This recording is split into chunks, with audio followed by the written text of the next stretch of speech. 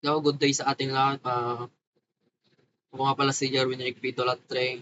Sa bidyong ito, mag-install po ako ng um, Tony app dito sa aking laptop. So, ang pinakaunang gagawin, punta sa browser, tapos search yung tony.org, tapos yung i-click natin yung pinaka-official page nila. Tapos, dito sa part na to, i-choose nyo lang kung ano ba yung gamit nyo, Windows ba o Mac. Sa akin kasi Windows yung gamit ko kaya yung Windows yung pipindutin ko. So, pindutin lang natin ng Tony for 0.1.7. Yun, pag natapos nang na-download, punta na sa File Explorer. So, hanapin natin yung dinownload. So, ito yun yung dinownload ko. Tapos, double click lang. So, dito may magpapakita. So, pipindutin ko yung install for all. So, dito naman sa part na to, click lang natin yung yes.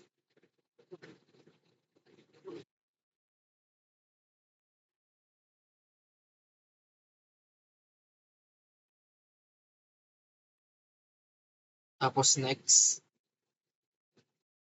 Dito naman, i-choose natin yung I accept the agreement. Tapos next ulit. So, next. Tapos click ulit yung next. Tapos dito naman i-check natin, i-check ko ito para magpakita siya doon sa desktop ko. Desktop screen. Tapos, next ulit, click next. Tapos dito sa part na to, install. Tapos hihintayin lang siya.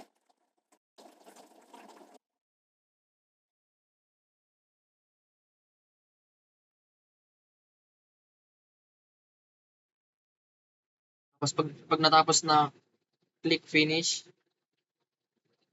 So, nandito na siya doon sa desktop. Tapos i-open lang.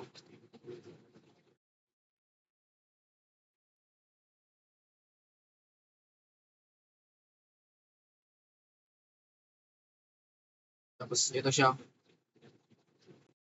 na-install siya. Ito yung pinaka UI niya. Tapos, ito naman yung main menu niya. File, edit, view, tapos run, tools. So dito, itatry kong mag-print ng hello world.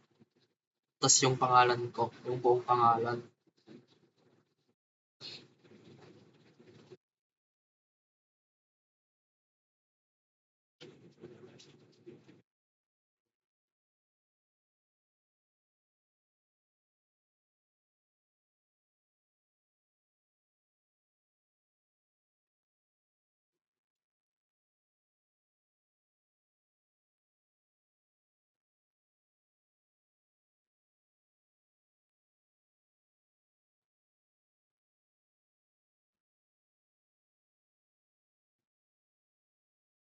Tapos yung buong pangalan.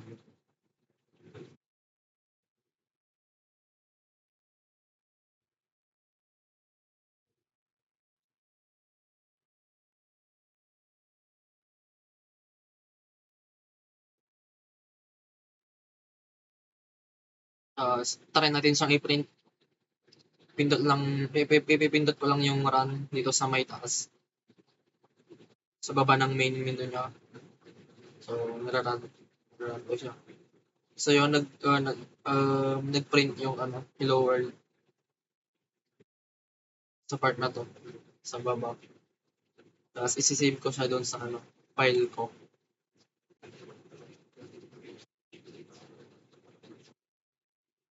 Try ko kung mag-save siya.